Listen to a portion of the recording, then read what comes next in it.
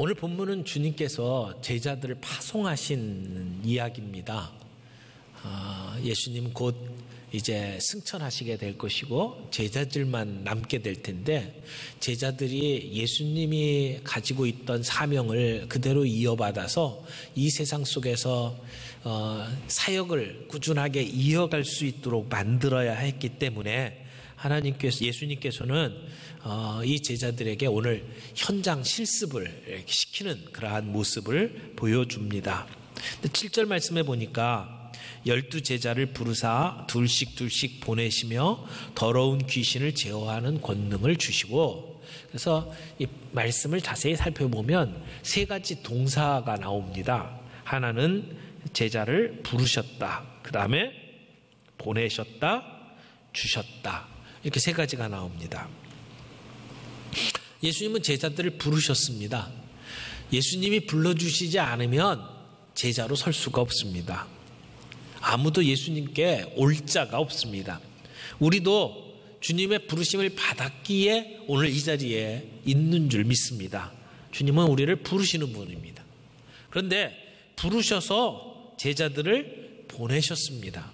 우리 주님은 우리 제자들을 세상에 보내시는 분입니다. 가라고 명령하시고 보내주시는 분입니다. 근데 그냥 보내지 않으시고 주시면서 보내셨습니다. 권능을. 오늘 본문에 보니까 더러운 귀신을 제어하는 권능을 주시고, 그래서 이 권능을 가지고 세상 속에 나아갈 수 있도록 주님이 보내주셨다는 것입니다. 그래서 여기 본문에 보게 되면 부르셨다, 콜링이라고 할 수 있죠. 보내셨다, 샌딩, 그리고 주셨다, 기빙, 이렇게 세 가지의 내용이 나와 있는 것을 볼 수 있습니다. 이 세 가지 관점에서 오늘 우리가 어떤 존재인지, 우리 교회가 어떤 공동체인지 함께 살펴볼 수 있기를 바랍니다. 첫 번째는 부름받은 공동체입니다. 우리는 다 부름받은 존재입니다. 우리의 힘을 가지고 이 자리에 설 수 있는 존재가 아무도 없습니다. 주님이 은혜로 우리를 구원해 주셨기 때문에 오늘 우리가 존재하지 않습니까? 그런 면에서 우리는 하나님의 은혜를 입은 자들입니다. 여러분, 우리 교회를 생각할 때 가장 먼저 생각하는 것은 교회는 모이는 거죠. 모이는 공동체입니다. 우리 교회를 헬라어로 에클레시아라고 이야기를 하는데, 이 에클레시아라고 하는 말은 사실은 구약에 있는 카알이라고 하는 말을 번역한 말입니다.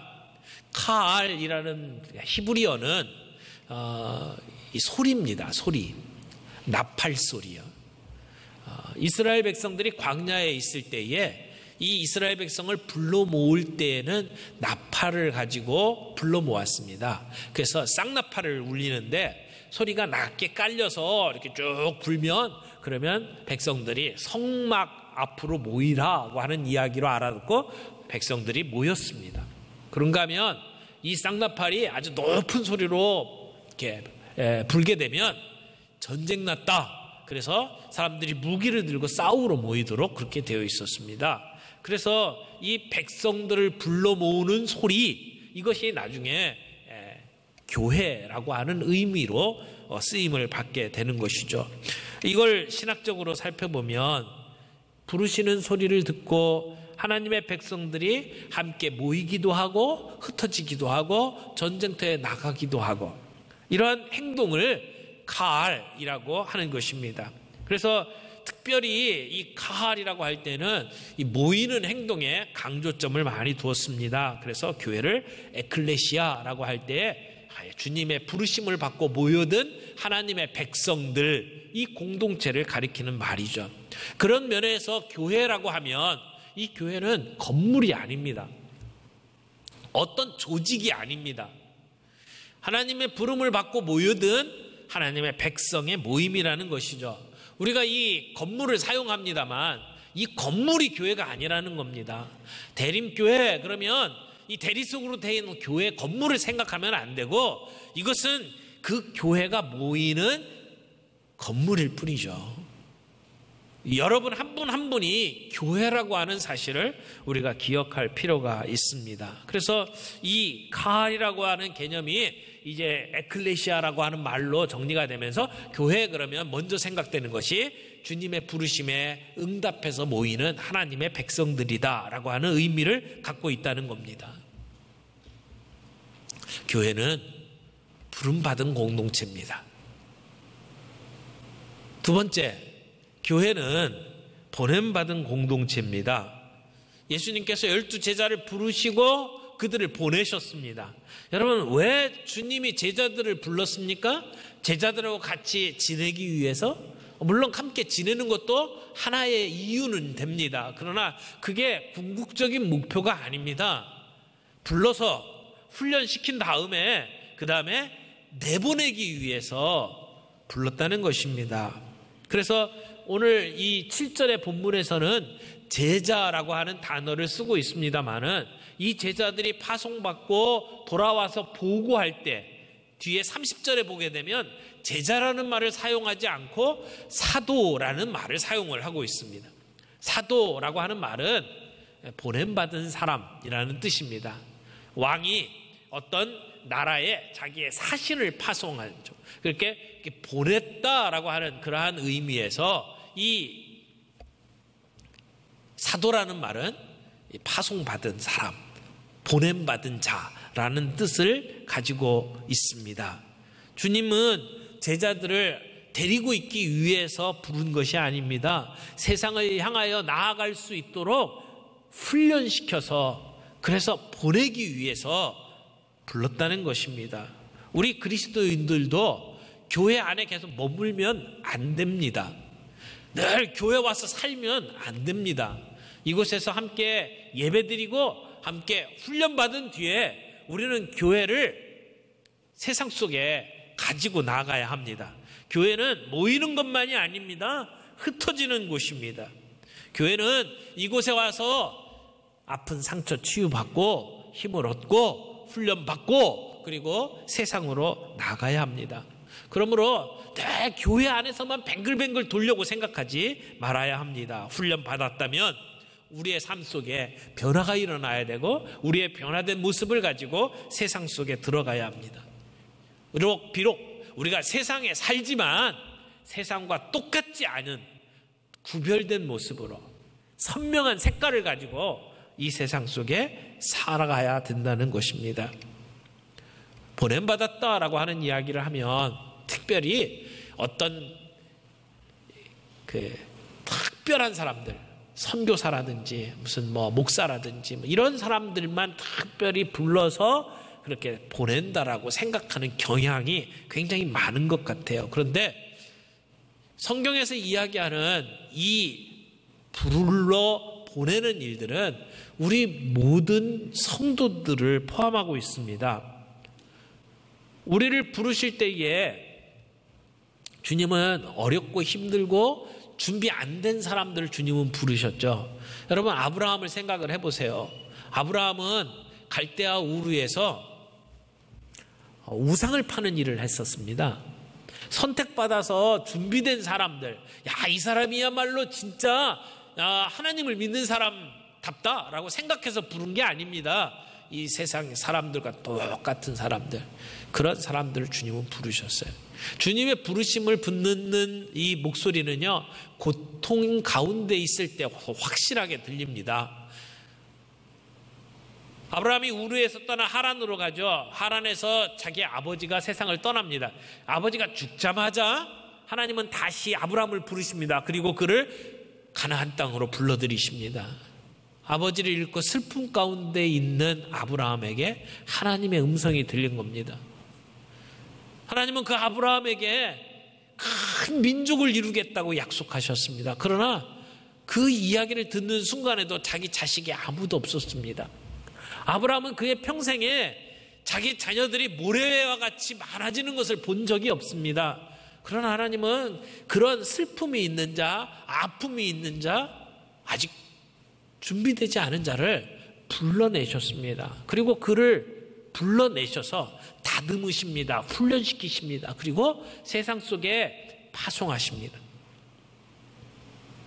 사랑하는 성도 여러분, 우리는 자격이 없음에도 불구하고 주님께 부름받은 존재입니다. 동시에 우리는 훈련받고 준비되어서 세상 속에 보냄받은 예수 그리스도의 제자라고 하는 사실을 꼭 기억해야 할 것입니다. 그런데 우리가 보냄을 받았다 할 때 꼭 기억해야 될 게 있습니다. 나를 왜 보내셨을까 하는 겁니다. 대통령이 어떤 사람을 특사로 보낼 때에는 자기 말 하라고 보낸 게 아닙니다. 대통령이 심겨준 말을 하라고 보내는 거죠. 보낸 사람의 의도가 중요합니다. 우리를 보내셨다면 우리는 우리를 보내신 분의 의도를 파악할 필요가 있습니다. 그분의 뜻을 알아야 합니다. 그분은 어떤 뜻을 가지고 계십니까? 나를 보내셨을 때 나를 보내신 뜻이 무엇입니까? 우리는 보냄받은 존재입니다. 스스로 솟아난 존재가 아닙니다. 그러므로 늘 우리의 마음속에는 나를 보내신 분이 누구고 그분이 어떤 뜻을 갖고 있는지를 생각해야만 합니다. 하나님의 뜻은 이 세상을 구원해서 이 하나님의 백성으로 하여금 흠도 티도 없는 하나님의 자녀로 만드시고 그들을 통해서 영광과 찬송을 받기 원하시는 것, 이것이 하나님의 뜻이라는 것입니다. 여러분, 성령님께서 우리 교회에게 해주신 일은 입을 열어주신 겁니다. 왜? 우리 모두가 보냄받은 자이기 때문에, 소명자이기 때문에. 그래서 세상을 향해서 우리의 입을 열도록 만드셨습니다. 교회가 존재하는 이유도 세상에 보냄받았기 때문입니다. 여러분, 여기에 예외가 있습니까? 여기에 해당 안 되는 성도가 있습니까? 우리 모두가 한 분도 빠짐없이 우리는 보냄받은 자고 성령님은 우리로 하여금 그 입을 열어서 복음을 전하는 그러한 일들을 하도록 만드십니다. 그래서 교회가 이 두 가지를 늘 같이 가지고 있어야 돼. 우리는 부름받은 하나님의 백성이고 동시에 세상에 보냄받은 예수 그리스도의 제자다. 근데 교회마다 무게중심이 이쪽에 있는 교회가 있고 이쪽에 있는 교회가 있어요. 그래서 무게중심이 이 부름받은 쪽에 자꾸 강조점을 두면 교회가 늘 모이는 것만 신경 써요. 늘 모여라, 성도들에게 모여라, 모여서 예배하고 모여서 뭐하고 모이는 일만 강조를 해요. 그런가 하면 이쪽에 강조점을 둔 교회들이 있어요. 그러니까 계속해서 세상에 나가서 해야 될 일만 얘기를 하는 거죠. 그래서 세상을 변화시켜야 된다. 세상 속에 우리 교회가 해야 될 일이 있다. 그러면서 계속 세상 속에 나가도록 이야기를 합니다. 그러나 이것은 함께 갖고 있어야 될 문제입니다. 모여야 합니다. 모여서 예배하고 찬양하고 치유받고 훈련받아야 합니다. 그러나 여기에만 머물면 안 됩니다. 우리는 나가야 합니다. 세상을 향해서 입을 열어야 합니다. 우리가 가지고 있는 역할에 따라서, 은사에 따라서 세상 속에서 거룩한 영향력을 끼쳐야 합니다. 우리가 준비되지 않은 상태에서 나가면 세상을 변화시키는 게 아니고 세상에 동화돼 버립니다. 그러나 훈련받고 준비됐는데 나가지는 않는다면 그것만큼 우스운 일이 어디 있습니까? 정말 중요한 것을 빼어놓고 모이기만 하고 있단 말입니다. 교회는 부름받은 하나님의 백성이고 동시에 세상으로 보냄받은 예수 그리스도의 제자입니다. 세 번째, 교회가 어떤 공동체입니까? 권능을 받은 공동체입니다. 사역을 하려면 힘이 있어야 합니다. 우리가 세상에 입을 열어서 복음을 전하고 그들에게 거룩한 영향력을 끼치려면 우리에게 힘이 있어야 합니다. 능력이 있어야 합니다. 그런데 그 능력이 어떤 능력입니까? 어디로부터 오는 능력입니까? 주님으로부터 오는 능력입니다. 이 세상에서 얻을 수 있는 힘이 아닙니다. 세상이 흉내낼 수 있는 능력이 아닙니다. 오늘 본문에 보니까 더러운 귀신을 제어하는 권능을 주셨다. 이 세상의 악한 세력들을 제압할 수 있는 권능을 우리에게 주셨다는 것입니다. 그래서 13절에 보면 많은 귀신을 내어 쫓고 많은 병자에게 기름을 발라서 고쳤다라고 이야기를 합니다. 많은 일을 했습니다. 제자들이 세상에 나가서 병자들을 고쳐주고 귀신을 내어 쫓고 그런 권능을 가지고 세상에서 일을 했다는 겁니다. 주님이 우리를 보내실 때에도 이런 능력을 주신다는 겁니다. 교회는 주님으로부터 받은 권능을 가지고 일하는 교회입니다. 물론 특별한 비상시국에는 하나님께서 이렇게 예수님께서 안진뱅이 일으키시고 눈먼 소경 눈뜨게 하시고 하는 그런 그 병든 자를 고치시는 역사를 많이 일으키십니다. 그런데 우리 시대에 보면 우리 시대에 예수 믿게 만드는 것이 다 병자들을 고치는 것만으로 이루어지는 것은 아니잖아요. 어떤 면에서는 주님이 우리들에게 주신 권능은 굉장히 다양하다고 생각합니다. 물론 지금도 병자 낫게 하는 권능이 있고 귀신 내어쫓는 권능이 있습니다. 그러나 진짜 우리들이 이 세상을 살아가는데 주신 놀라운 권능 또 하나가 있다면 저는 그것이 사랑이라고 생각을 합니다. 사랑만큼 사람을 변화시킬 수 있는 힘이 어디에 있겠습니까? 요즘은 나 편하자고 자식 낳는 것도 포기하는 세상 아닙니까? 그런 세상에 내가 다른 사람들의 자녀를 돌봐주고 다른 사람들의 부모를 돌봐주고 아픈 사람들 곁에 서서 그들을 위로해주는 일, 그런 사랑이야말로 세상을 변화시키는 큰 권능이 아닐까요? 그런데 이런 권능들이 주님이 주시는 것이어야 하고 주님이 주시는 것만 의지하라고 이야기를 합니다. 8절 9절에 보면 명하시되 여행을 위하여 지팡이 외에 양식이나 배낭이나 전대의 돈이나 아무것도 가지지 말고 신만 신고 두벌 옷도 입지 말라 이렇게 말씀을 하셨어요. 이게 핵심은 뭐냐면 주님이 주시는 권능만 있으면 된다라는 얘기거든요. 사역하십시오, 일하십시오 그러면 우린 돈 없어요, 우리는 그런 은사도 없어요, 그런 얘기를 하는 분들이 있어요. 아니요, 주님이 주시는 그 권능만 가지고 나아가면 주님은 우리들에게 그 일 감당할 수 있는 적절한 때에 적절한 사람들 붙여주시고 적절한 자금도 대주신다는 것입니다. 주님이 주신 권능만 가지면 된다는 것이죠. 물론 물질이 필요 없다는 얘기는 아닙니다. 물질 필요합니다. 우리 예수님께서 사역하실 때에도 뒤에서 물질을 공급해 주던 제자들이 있습니다. 예수님이 12제자 말고 그 뒤에서 예수님을 뒷바라지했던 많은 제자들이 있습니다. 그러나 예수님은 그들의 돈에 의지해서 사역한 건 아닙니다. 돈이 없다고 일 못하는 게 아니라는 것입니다. 하나님의 일들을 감당하게 되면 그 일에 헌신하면 필요한 사람들 붙여주시고 필요한 물질도 주신다는 것입니다. 10절 말씀 보세요. 또 이르든지 어디서든지 누구의 집에 들어가거든 그곳을 떠나기까지 거기 유하라. 주님의 일을 위해서 헌신한 사람들에게는 그를 돕는 손길들을 예비해 놓으셨다는 것입니다. 그래서 사도 바울은 빌립보에 갔을 때 자주장사 루디아를 만나고 그 루디아의 집을 교회로 삼고 거기에서 복음을 전했던 것을 우리는 기억을 합니다. 때에 따라서 주님이 우리를 만나게 하신다는 겁니다.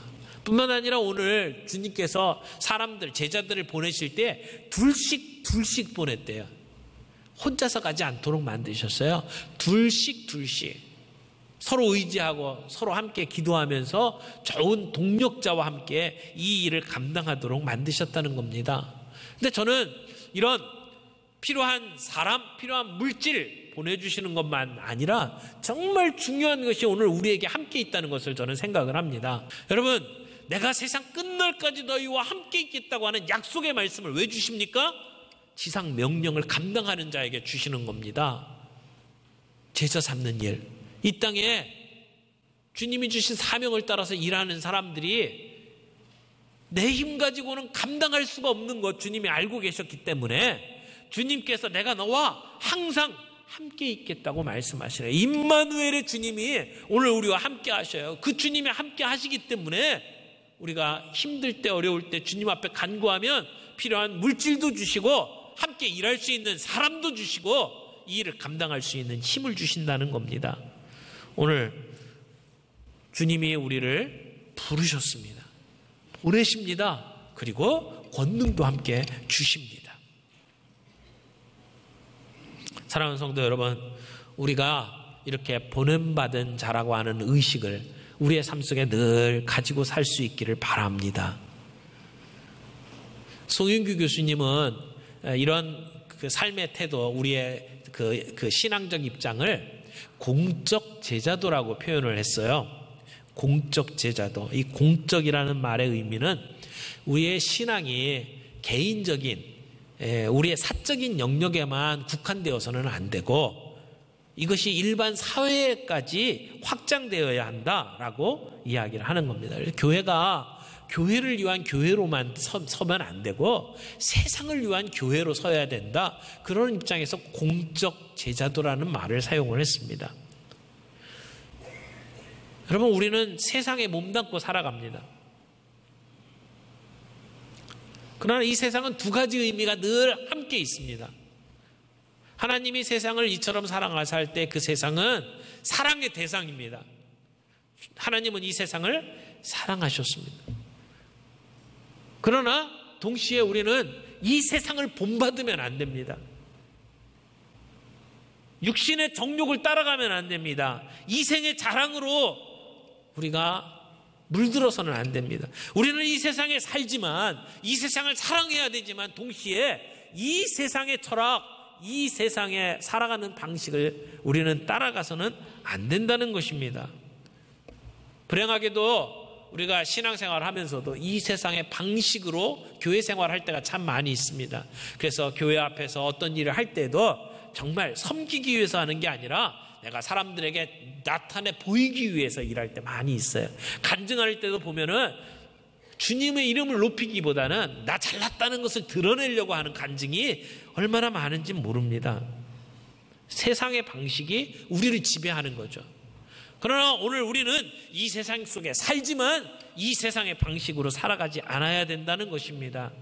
우리가 공적인 제자도를 가져야 될 이유가 여기에 있습니다. 내가 믿고 내가 섬기고 내가 사랑하는 삶의 방식들을 가지고 이 세상을 변화시켜 가야 된다는 것입니다. 그것이 그저 나 잘 먹고 나 잘 살고 우리 가족들, 우리 교회 여기만 멈춰서는 안 된다는 겁니다. 교회의 담을 넘어서서 이 세상에 거룩한 영향력을 끼치는 사람이 되어야 된다는 것이죠. 그런 의미에서 우리는 보냄받은 자의 의식, 선교사 의식을 가지고 살아야 합니다. 꼭 해외에 나가야만 선교사가 아니라 이 땅에 살아가는 우리에게도 동일한 선교사 의식이 필요하다는 겁니다. 내가 어디에 보냄받은지를 생각하면서 살아가라는 것입니다. 주님은 오늘 우리에게 믿지 아니하는 우리의 가족들에게 보내신 그러한 선교사라는 사실도 기억해야 될 겁니다. 우리는 선교사입니다. 우리의 가족들에게, 사랑하는 가족들에게 보냄받은 선교사. 우리의 삶의 현장 속에 만나는 많은 사람들에게 내가 보냄받았다는 사실을 기억해야 할 것입니다. 우리는 그렇게 보냄받은 존재임에도 불구하고 그 소명을 잊어버리고 살아갈 때가 참 많이 있죠. 정말 그 일을 감당하도록 하나님이 놀라운 권능도 주시고 은사도 주셨는데 사용하지 못하고 살아갈 때가 참 많습니다. 이런 새가 있습니다. 날기는커녕 뒤뚱거리면서 제대로 걷지 못하는 새. 아이들이 돌을 던져도 그저 뒤뚱뒤뚱거리면서 도망만 갈 뿐이고 이 날개를 펴지를 않습니다. 그래서 아이들이 그 새를 보고 아주 이렇게 조롱을 합니다. 저 바보 같은 새는 날개가 왜 달렸을까?